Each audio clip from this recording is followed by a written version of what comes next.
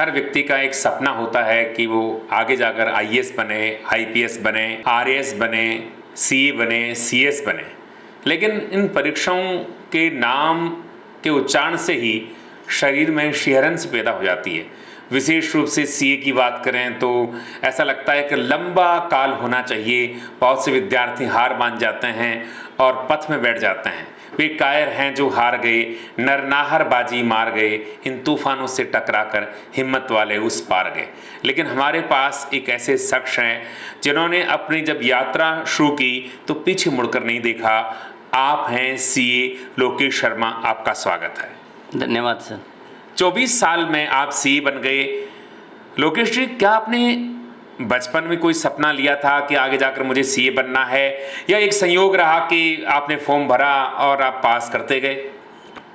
Sir बचपन का तो नहीं बोलूँगा, लेकिन 10th के बाद में जब 11th में आए तो मतलब फैमिली का सबका प्रेशर था। मैथ्स में मेरे 100 आउट ऑफ 100 हुआ करते थे 10th बोर्ड में, तो फैमिली प्रेशर था कि मैथ साइंस ले ले, और ये मतलब रिलेटिव्स का भी प्रेशर था। लेकिन मेरे को थोड़ा सा साइंस का इतना इंटरेस्ट नहीं था, इसलिए मैंने कॉमर्स उस टाइम पे मैंने कॉमर्स सब्जेक्ट लिया और ये सोच के ही लिया था कि मुझे चार्टर्ड अकाउंटेंट बनना है। जब आपने सब्जेक्ट लिया तब क्या आपके साथियों ने आपको भ्रमित किया कि आप सीए की परीक्षा दे रहे हैं, ये परीक्षा तो बहुत कठिन होती है, कैसे पास कर पाओगे आप? ये सर अपने बिल्कुल ये मेरे साथ हुआ था, और एक बार नहीं अनेकों बार हुआ था। जैसे ही मैंने उस टाइम पे सिक्कर में इतना सीए का कोर्स पॉपुलर नहीं था, कोई कोचिंग इंस्टीट्यूट, एक सिंगल कोचिंग इंस्टीट्यूट भी नहीं हुआ करता था, तो इसलिए सब लोग बोलते थे जयपुर जाना पड़ेगा, जयपुर में रहना होगा वहाँ पे, और वहाँ का माहौल ऐसा होगा, और ये सीए का एग्ज़ाम तो अपने आप में इतना मुश्किल है, इसका रिजल्ट तो आधा % रहता है, 1% रिजल्ट रहता है, तुम कैसे सर्वाइव करोगे। और मैं सर आपको बता दूं, मैं एक हिंदी मीडियम का स्टूडेंट था 12th तक। 12th के बाद में मैंने सीए किया, सीएस किया मैंने, और जो ग्रेजुएशन किया है। 12th कहाँ से किया आपने? 12th विद्या भारती स्कूल सिक्कर से किया था सर, बलवंत सिंह चिराना सर की मेंटरशिप में किया था जी। और उसके बाद आपने चिंतन किया कि मुझे सीए बनना है? जी सर। उसके बाद 12th के बाद में मैंने मुझे आज भी याद है सर, फॉर्म्स भी उस टाइम ऑनलाइन नहीं था, ऑफलाइन फॉर्म्स भरे जाते थे। तो यहाँ पे श्री राम कोचिंग है, उनको मैंने बोला कि सर एक फॉर्म चाहिए, तो वो बोला कि हम 2 दिन बाद आएगा। वो जयपुर से मंगवा के 2 दिन बाद वो फॉर्म अवेलेबल करवाते थे। तो प्रॉस्पेक्टस आया, मैंने उसको पढ़ा, उसके बाद मैंने उसको पढ़ के फिर एग्ज़ाम फॉर्म भरा, फिर जयपुर जाके वो फॉर्म जमा होता था। जयपुर में सीए का जो ब्रांच है वहाँ जाके मैंने फॉर्म जमा कराया, तो वहाँ जाके भी एकदम नए नए, फर्स्ट टाइम सर मैं 12th के बाद ही जयपुर गया था, उससे पहले कभी मैंने जयपुर नहीं देखा था। वहाँ जाके फॉर्म जमा कराया, फिर वहाँ पे प्रॉब्लम आई रहने का, कुछ टाइम रिलेटिव्स के यहाँ रहे, फिर एक हमारे समाज का हॉस्टल था, वहाँ पे हमारा एडमिशन हुआ, वहाँ रह के मैंने पूरा जो सीए का जो स्टडी है वहीं से कंप्लीट किया मैंने। कभी पढ़ते पढ़ते ये ख्याल आया कि यार अब हमको छोड़ देनी चाहिए, कुछ अलग काम करना चाहिए? बहुत से साथी हैं वो भी निकल गए हैं, और या कभी कभी ऐसा मस्तिष्क में विचार आता होगा व्यापार करेंगे, सीए नहीं बनेंगे, ऐसा विचार आया? बिल्कुल सर, जब मैं इंटरमीडिएट तक तो इतना प्रॉब्लम नहीं हुआ, फाइनल के जब एग्ज़ाम में आया तो फर्स्ट टाइम जब एग्ज़ाम दिया तो क्लियर नहीं हुआ, और उसके बाद और एक्चुअली 12th तक मैं काफ़ी मतलब रैंकर्स में रहा करता था, काफ़ी मतलब स्कोरिंग अच्छी थी मेरी, ठीक है। तो उस टाइम पे कहीं ना कहीं जब आपको सक्सेस नहीं मिलती, कंटिन्यू सक्सेस मिल रही है, तो कहीं ना कहीं ये होता था अपन कहीं गलत फील्ड में भी सेकंड टाइम दिया, उस बार भी पूरे पेपर क्लियर नहीं कर पाया, तो कहीं ना कहीं ये हुआ कि क्या मेरे लिए फील्ड ठीक है क्या। फिर बड़े गार्जियन हैं, मेरे बड़े भाई साहब हैं राम रतन जी शर्मा हैं, उन्होंने मुझे काफ़ी मोटिवेट किया एंटायर जर्नी ऑफ सीए की, तुम यू कैन डू, तुम्हें वो पोटेंशियल है, तुम कर सकते हो, तुम्हें छोड़ना नहीं है, लगे रहना है, तुम्हें कोई नहीं बोलने वाला, तुम चाहे 10 साल 15 साल जितने भी लगे, तुम्हें सीए बन के ही निकलना है।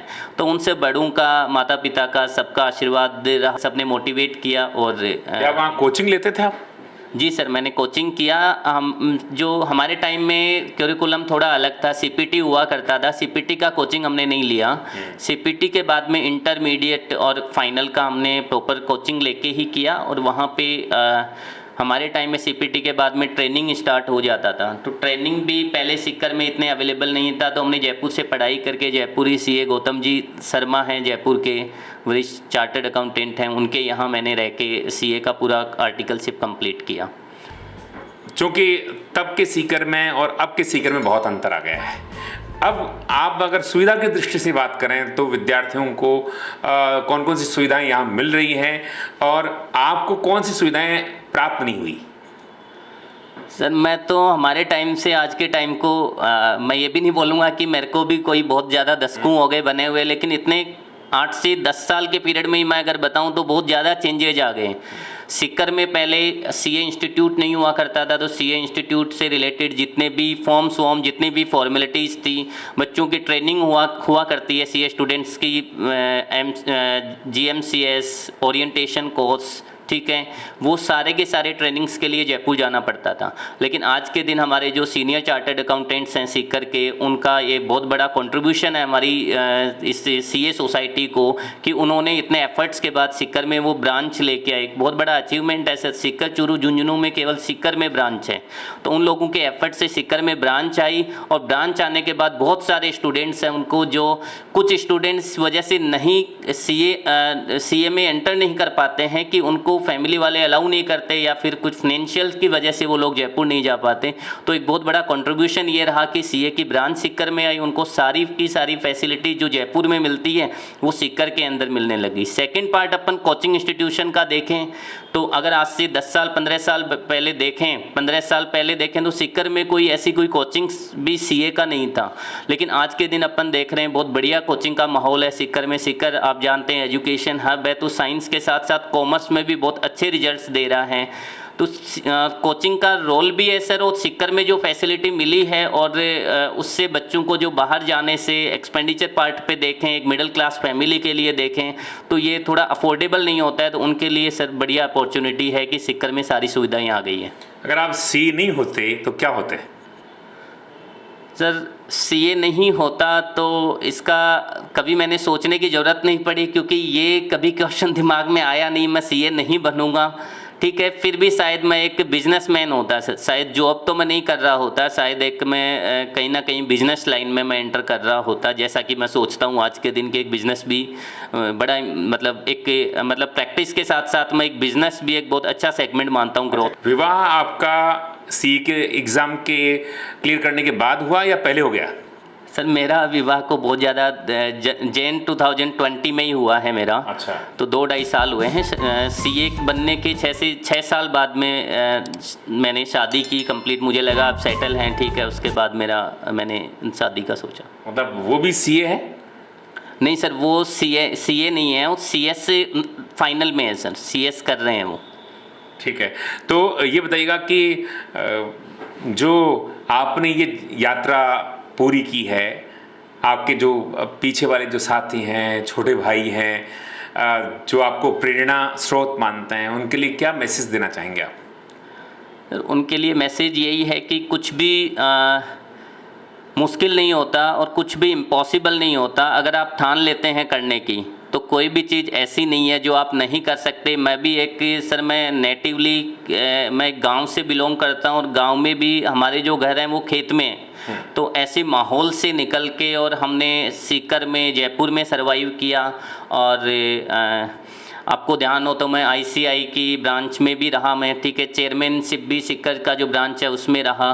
तो मतलब इस एज तक के हमने जो अचीव किया, तो किसी के लिए ऐसा नहीं है कि कोई ये सोचता है मैं तो गांव का बच्चा हूँ, मैं तो हिंदी मीडियम का बच्चा हूँ, मेरे से कैसे हो पाएगा, ये बच्चे तो इंटेलिजेंट हैं, उसको तो इंग्लिश आती है, मुझे तो इंग्लिश भी नहीं आती। ये चीज़ें साइड रख के आगे के लिए सोचिए। आप में एक ललक होनी चाहिए कुछ करने की, फिर आपके सामने आपकी डेस्टिनेशन है, आप आराम से अचीव करोगे। कहीं मीडियम बाधक बनता है? सर मीडियम अगर आप कुछ इनिशियली सर लैंग्वेज है, मैं इसको जस्ट अ लैंग्वेज बोलता हूँ कि हिंदी हो या इंग्लिश हो, लैंग्वेज हो, इसके अगर आप थोड़े सा इनिशियली आपको थोड़ा प्रॉब्लम आता है, 1 से 2 महीने प्रॉब्लम आता है, उसके बाद आप जैसे हिंदी के हैबिचुअल हुए हों, लोकल लैंग्वेज के हैबिचुअल हुए हों, वैसे ही आप इंग्लिश के भी एक हैबिट बन जाएगी। और कोई बहुत बड़ी सर मैं नहीं मानता ये बाधक बनती है, लेकिन ये ज़रूर सजेशन है कि ये जो कोर्सेज हैं वो इंग्लिश मीडियम से करना ज़्यादा बेटर रहता है बजाय कि हिंदी मीडियम से। चलते चलते सफलता का मूल मंत्र बताते जाइए। Hard work plus dedication, hard work plus dedication, यही सफलता का मूल मंत्र है। तो ये थे लोकेश जी जिन्होंने कहा कि हार्ड वर्क और समर्पण ये दो जिस विद्यार्थी में है निश्चित रूप से वो सफल होगा। इसी के साथ हम लेते हैं विदा। बहुत बहुत धन्यवाद। धन्यवाद सर।